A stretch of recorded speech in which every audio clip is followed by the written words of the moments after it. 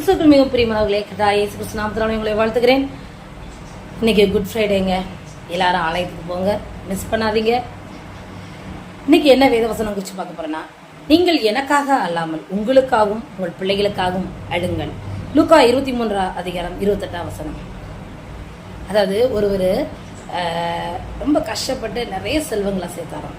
எதுக்கு சேர்த்தாராம்? தான் பிள்ளை கஷ்டப்படாமல் இருக்கணும், தான் பிள்ளை ஒரு பெரிய செல்வந்தனாக இருக்கணும்னு சொல்லி கஷ்டப்பட்டு சேர்த்து மகனை ஒரு பெரிய பணக்காரன் போல் ஆக்கிட்டாரான். ஆனால் அந்த பையன் என்ன செஞ்சானா, எல்லா பணத்தையும் ஊதாரியாக செலவழிச்சிட்டு ஒன்றும் இல்லாத போல் மாறிட்டானா. அவங்க அப்பாவும் மறித்து போயிட்டாரான்.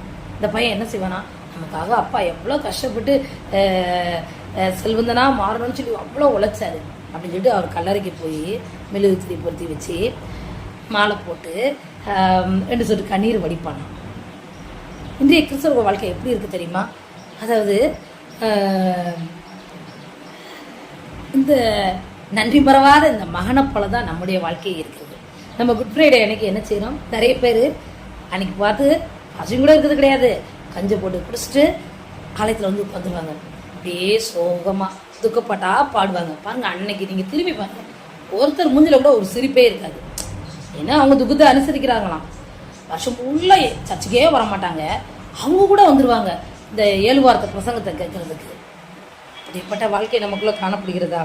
அதாவது ஆண்டவர் நமக்காக ஏன் பாடுபட்டாரு, அதனால நமக்கு என்ன பிரயோஜனம் இருக்குது அப்படி நம்ம அதை கூட நம்ம நினைக்கிறவங்களா நம்ம இருக்கவே மாட்டோம்.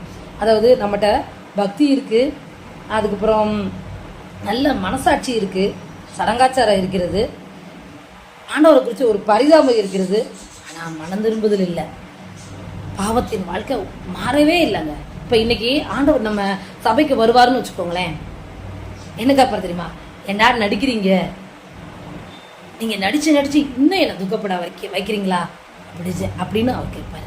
இந்த நாளில் கூட நீங்கள் மனம் திரும்ப மாட்டீங்களா, ரட்சிப்பை பெற மாட்டீங்களா அப்படின்னு அங்கலாய்ப்பு இருதயத்தோடு அவங்கள பார்க்குறவராக அவர் காணப்படுவாருங்க. அதாவது சத்தியத்தின் வெளிச்சம் நம்முடைய வாழ்க்கையில் வராட்டா இந்த வீணான பக்தி செயல்கள்லாம் வெறும் மாயதாங்க. அதை உணர்ந்து நாம் மனம் திரும்புவோம். அதைத்தான் ஆண்டவர் நம்மளிடம் எதிர்பார்க்கிறார். சிந்திப்பீர்களா? செயல்படுங்கள். கர்த்தர் உங்களை அழைக்கிறார். ஆமென். அந்த இயேசுவை நம்புங்கள், ஏற்றுக்கொள்ளுங்கள், விசுவாசியுங்கள். கர்த்தருடைய கர்த்தர் பெரிய அற்புதங்களை பெற்றுக்கொள்வீர்கள். தேவன் தான் உங்களை ஆசீர்வதிப்பாராக. ஆமென்.